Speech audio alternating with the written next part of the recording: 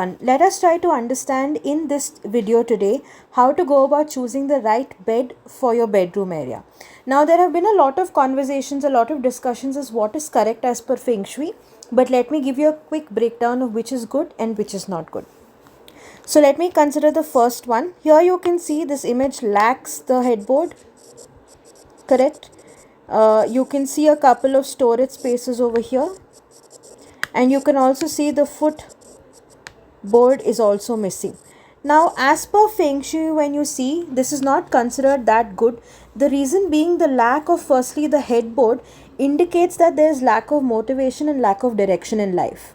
Secondly, when you talk about your underground storage space over here, it should be as minimal as possible, and even if given, the drawers should be organized and minimal storage must be there.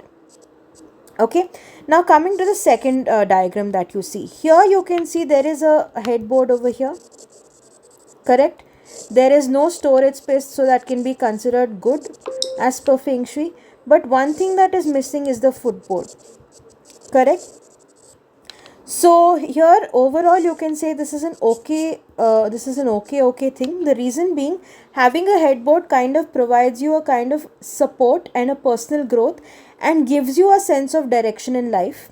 And with the bed basically here being lifted above the force with the gap over here that you can see, and free from this underground storage area over here, you can see that the positive energy is flowing through clearly. But one of the best beds that you can choose for your space is this, where you have a headboard as well, where you have a footboard as well, and where there is no storage space under the bed.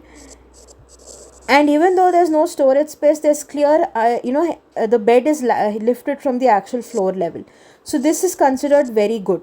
The reason why we say this is because with the headboard kind of giving you a support or a personal strength, the footboard provides stability and security, while the again underground area lacking the storage space gives you a free promoting energy flow, because there's no restrictive energy or there's no cluttering of the space. So the out of the 1, 2 and 3 image, number 3 is considered one of the best beds to choose for your space. Now one other thing that I want to quickly run through is how to go about understanding this. Now let us consider this as 4 and 5.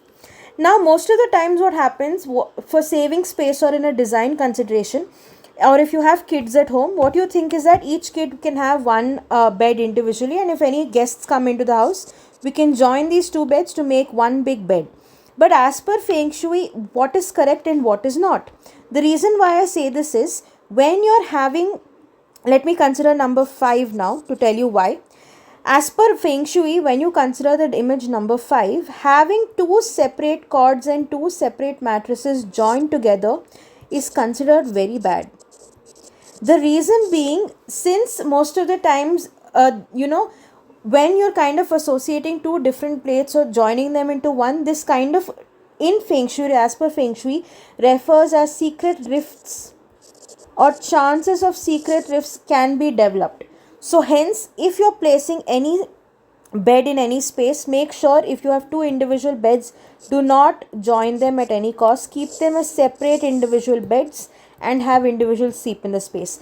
I do understand in a design logic this is kind of preferable. The reason being, one, if you want to incorporate guests into your space and make more sleeping area, you can join them.